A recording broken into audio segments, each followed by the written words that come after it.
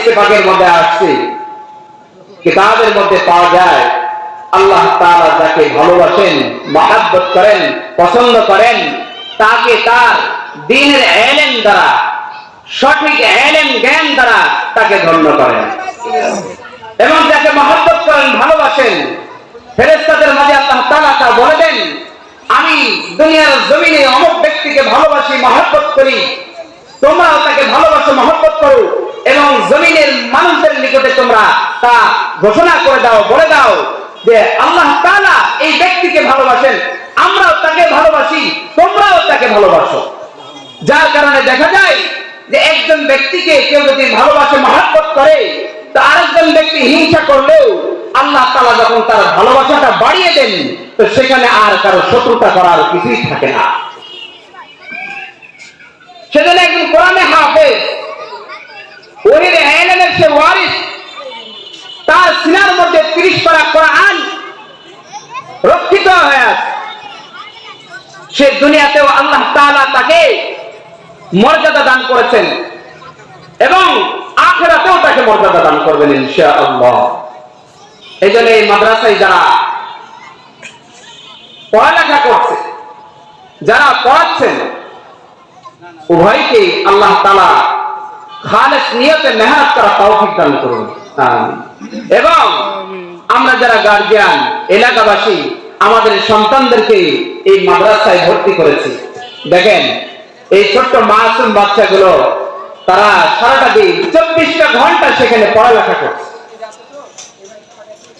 এমনই এই কওমি মাদ্রাসাগুলো, এই হাফিজিয়া মাদ্রাসাগুলো এমন একটা তরিকায়, সিস্টেমে চালানো হয় যে 24টা ঘন্টায় তারা আমলের মধ্যে সম্পৃক্ত। মানে কিভাবে? কিছু তালেবে ইলম, তালেব অন্বেষণকারী কিছু ছাত্র রয়েছে যারা আমাদের মতো কিছু মানুষ,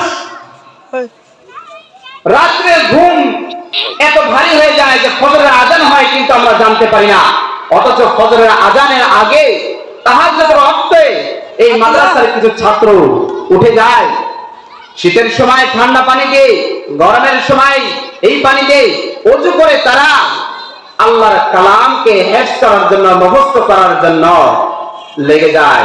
যেই সময় আমাদের ঘুম ভাঙে না, যেই সময় আমাদের কানে কোনো আওয়াজ আসে না, সেই সময় এই মাদ্রাসাগুলোতেই এমন এক গভীর রজনীতে তারা আল্লাহর কালামকে মুখস্থ করার জন্য উঠে যায়। তাদের এই ধারাবাহিকতা চলতে থাকে ফজরের পরেও। আরেকটি গ্রুপ যখন ফজরের আজান হয়ে যায়, ছোট ছোট মাসুম বাচ্চাগুলো উঠে যায়, তারা ধারাবাহিকভাবে পড়ালেখা শুরু করে দেয়। এমনটি ভাবে কিছু সময় বিশ্রাম, একটা দল পড়ালেখা তলবে ইলম তলব করার পিছনে লেগে থাকে, আর কিছু দল, কিছু ছাত্র তারা বিশ্রাম করে, আবারও কিছু ছাত্র ইলম অন্বেষণের জন্য লেগে যায়। মাদ্রাসার এই নিয়ম কানুনগুলো 24টা ঘন্টা একটা আমলের সাথে সম্পৃক্ত। এজন্য যারা আমরা আমাদের সন্তানদেরকে মাদ্রাসায় দিয়েছি, দুনিয়াতেও দামি এবং পরকালেও দামি। আল্লাহ সুবহানাহু ওয়া তাআলা ওই সকল বাবা মা গার্জিয়ানদেরকে এই দুনিয়াতেও সম্মানী বানায় দিয়েছেন। যখন নাকি কোথাও যাওয়া হয়, কোন ব্যক্তি জিজ্ঞাসা করেন, তোমার সন্তানদের কি করছো, কোন লাইনে লেখাপড়া শেখাইছো? বাবাই যখন গর্ব করে বলে, আমার সন্তানদের আমি কোরআনের হাফিজ বানানোর জন্য হাফিজিয়া মাদ্রাসায় ভর্তি করে দিয়েছি, ওই ব্যক্তি তখন শুকরিয়া আদায় করে বলে, ও ভাই, তুমি দুনিয়া এবং আখিরাতের মধ্যে সবচেয়ে দামি কাজ, সেই কাজটার মধ্যে তুমি তোমার সন্তানটা লাগাইয়া দিছো। দুনিয়ার মধ্যেও তুমি দামি, আখিরাতের মধ্যেও তুমি দামি। বলে আমার সন্তানটারে স্কুলে পড়ায়, কলেজ লেভেলে পড়াইছি, ডাক্তার ইঞ্জিনিয়ার বানিয়েছি, অ্যাডভোকেট তৈরি করেছি, আজ তাদের ভয়ে আমাদেরকে কাবু হয়ে থাকতে হয়। বলে সন্তানের ভয়ে আমাদেরকে থাকতে হয়, কখন একটু ভুল হয়ে যায়, সেই ভুলের কারণে সন্তান পিতা মাতাকে শাসন করে। অথচ যখন নাকি দিনে ইলম, কোরআনে হাফেজ তৈরি করা হয়, কোরআনের ময়দানে তাদেরকে মেহনত করানো হয়, উলামায়ে কেরামের সহবতে থেকে, উস্তাদের সহবতে থেকে, মাদ্রাসার পরিবেশে থেকে ওই সন্তান উস্তাদের থেকে আমল, আখলাক, আদব, আদব শিখে ঘরে যখন ফিরে যাই, বাবা মাকে সালাম দেয়, আত্মীয় স্বজনদেরকে সালাম দিতে থাকি। ছোট্ট মাসুম বাচ্চা যে নাকি আজ গান শিখবে, ওই ছোট্ট মাসুম বাচ্চা তাকে সুন্দর একটা সালাম দিয়ে দেয়। বলে ইসলামের সুন্দর বাণী যখন শুনিয়ে দেয়, শান্তির ঘোষণাটা যখন শুনিয়ে দেয়, ওই বাবা আমার কলিজাটা ঠান্ডা হয়ে যায়। দাদা নাতিকে নিয়ে গর্ব করে, আমার এই ছোট্ট নাতিরা আজ এত সুন্দর করে সালাম দিতে পারে, সুন্দর করে কালিমাগুলো পড়তে পারে, বলে আল্লাহর জিকির গুলো কত সুন্দর করে বলতে পারে, কোরআনের সূরাগুলো সূরাতুল ফাতিহা পড়তে দিলে কত সুন্দর করে পড়ে আমারে শোনায়। বলে ওই সন্তানের, ওই ছোট্ট মাসুম বাচ্চার যে সকল আত্মীয় স্বজন গুলো কবর জগতে, অন্ধকার জগতে চলে গিয়েছেন, ওই বংশের এই ছোট্ট মাসুম বাচ্চার কারণে তার বংশে যে সকল ব্যক্তিগুলো ইন্তেকাল করেছেন তাদের কবর আযাব গুলো হালকা হতে থাকি। সুবহানাল্লাহ। এজন্য এই কোরআনের ঘোষণা, এটা আল্লাহ তাআলার ঘোষণা। বলে এই নিষ্পাপ মাসুম বাচ্চা সে প্রাপ্ত বয়স্ক হওয়ার আগ পর্যন্ত তার হিসাব নিকাশ, তার আমলনামা খোলা হয় না। তাহলে সে যে পরিমাণ আমল করে থাকে, নামাজ পড়বে, তেলাওয়াত করবে, জিকির করবে, দোয়া করবে, কান্নাকাটি করবে, যত ভালো কাজ নেকের কাজগুলো করবে, সমস্ত কাজের বিনিময়ে তার অ্যাকাউন্ট না খোলার কারণে বাবা মার অ্যাকাউন্টে গিয়ে তার সওয়াবগুলো জমা হবে। সুবহানাল্লাহি ওয়া বিহামদিহি সুবহানাল্লাহি। এইজন্য যে সকল বাবা মাগুলো তাদের সন্তানদেরকে মাদ্রাসায় পড়াচ্ছেন, আপনারা হতাশ হবেন না, আপনারা হতাশ হবেন না। কেন? ওই সন্তানটা আপনাকে দুনিয়াতেও শান্তি বয়ে নিয়ে আসবে এবং কাল কিয়ামতের ময়দানেও আপনার জন্য ওই সন্তানটা জান্নাতের রাস্তা সহজ করে দিবে। বলেন সুবহানাল্লাহ। এজন্য আমরা দিয়ে অনেকে আফসোস করি, আমার সন্তানটারে দিলাম মাদ্রাসায়, সে কি খাবে? একটা মসজিদের ইমামতি করবে, মাদ্রাসায় পড়ালেখা করবে, এর চেয়ে বেশি তো আর কিছু নেই। আমরা আকাঙ্ক্ষা করতে পারি না। অনেকে নিয়ত করে আমার সন্তানটা আমার জানাজা পড়াইতে পারলেই হবে না। এটা আমাদের নিয়তের মধ্যে ভুল, নিয়তের মধ্যে গলতি। আমাদের নিয়ত থাকবে আমার সন্তানটা কোরআনে হাফেজ হবে, আমলদারি একজন হাফেজ হবে, সারা বিশ্বের মধ্যে সে সবচেয়ে বড় একজন আলেম হবে, যার এলেম দ্বারা প্রত্যেকটা ব্যক্তি উপকৃত হবে।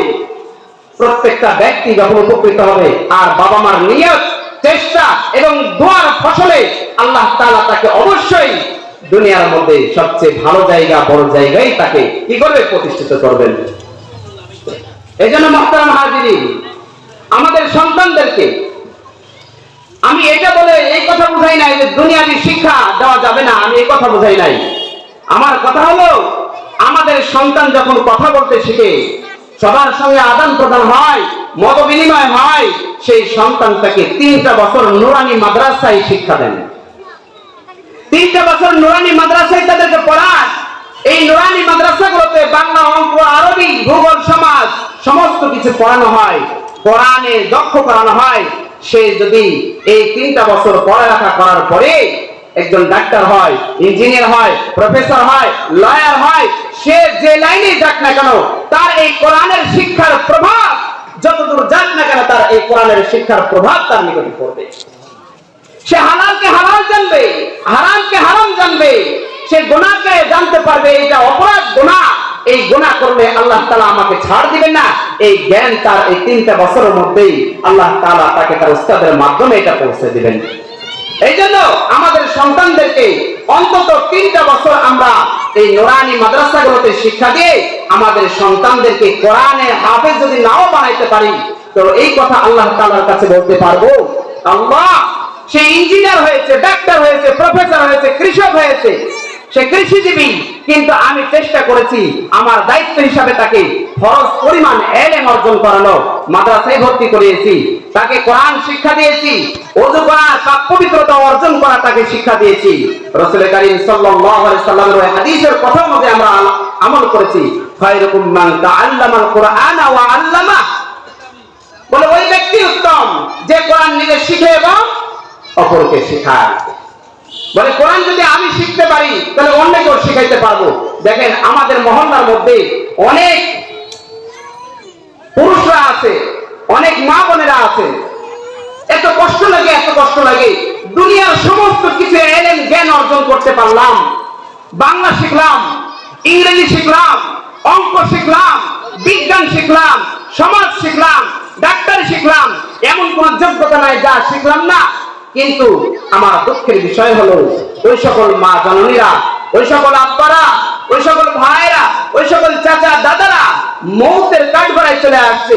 40 বছর, 45 বছর, 50 বছর পার হয়ে গেল, কিন্তু কোরআন কি জিনিস তা স্পর্শ করতে পারে নাই।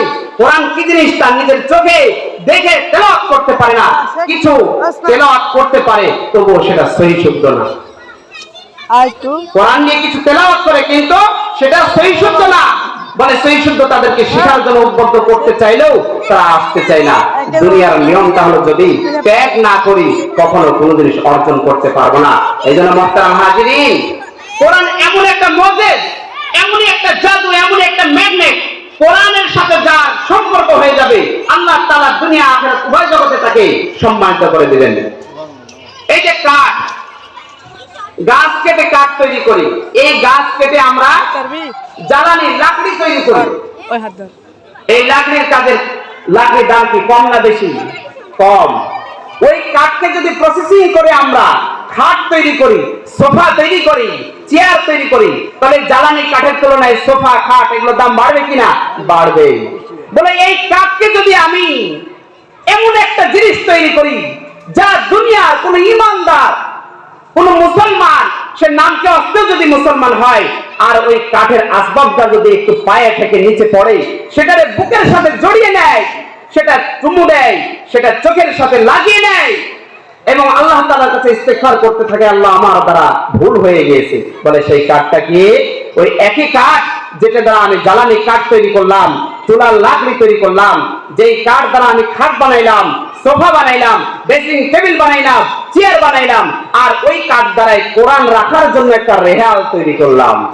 দুনিয়ার মধ্যে সবচেয়ে দামি জিনিসটা হলো ওই কোরআনের রাখার জায়গাটা হলো রেহাল। এই জন্য কোরআনের সাথে যদি কারো সম্পর্ক হয়ে যায়, তাহলে কোরআন তাকে এই দুনিয়াতেও দামি বানিয়ে দিবেন, আখিরাতেও দামি বানিয়ে দিবেন। কোরআনের সাথে সম্পর্ক হলে ডিগ্রি লাগবে না, কোরআনই তার ডিগ্রি জান্নাত পাওয়ার জন্য। কোরআনই ডিগ্রি তাকে আল্লাহকে পরিচয় করিয়ে দেওয়ার জন্য। এই জন্য ওই সকল মা বোন এবং বাবারা ধন্য যাদের সন্তানদেরকে মাদ্রাসায় দিয়েছেন, হাফেজ তৈরির জন্য মেহনত করতেছেন, কষ্ট করতেছেন এবং নিয়ত করেন আমার এই সন্তানটাকে আমি দুনিয়ার মধ্যে সবচেয়ে দামি স্থানে দিয়েছি, আল্লাহ তাআলা তাদেরকে যেন এই পৃথিবীতে জান্নাতের পরিবেশে রাখেন, বেইজ্জতি না করেন এবং আখিরাতেও যেন তাদেরকে আল্লাহ তাআলা জান্নাত বেশি করুন। সকলে বলেন আমিন। আল্লাহ তাআলা আমাদের সবাইকে কথাগুলোর প্রতি আমল করার তৌফিক দান করুন। ওয়া আখিরু দাওয়ানা আলহামদুলিল্লাহি রাব্বিল আলামিন।